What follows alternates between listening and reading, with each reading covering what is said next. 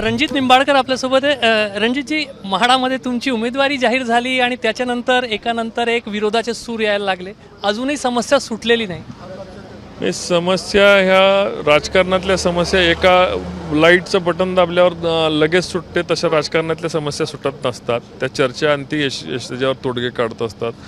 या माहितीमध्ये असणारे दोन्ही नेते आदरणीय अजितदादा पवार आणि माननीय उपमुख्यमंत्री देवेंद्रजी हे महाराष्ट्राचे सगळे नस ओळखणारे नेते आणि महाराष्ट्रातल्या तळागाळामध्ये संपर्क असणारे नेते। त्यामुळे ते दोन्ही पक्षामधला समन्वय अतिशय योग्यपणाने चालला आहे आणि तो मजबूत होईल।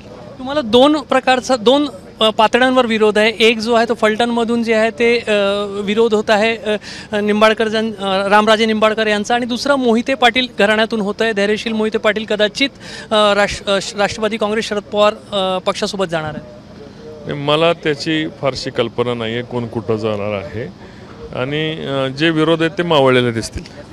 तोडगा केव्हापर्यंत निघेल? काही एकत्रित बैठक होणार आहे? हो, एकत्रित बैठक होईल। केव्हा होणार आहे माहिती नाही।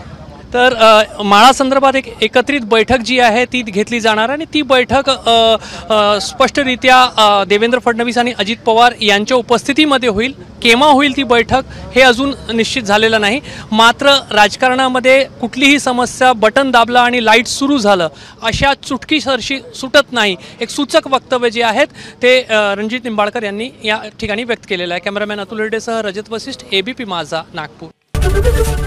एबीपी माझा, उघडा डोळे बघा नीट।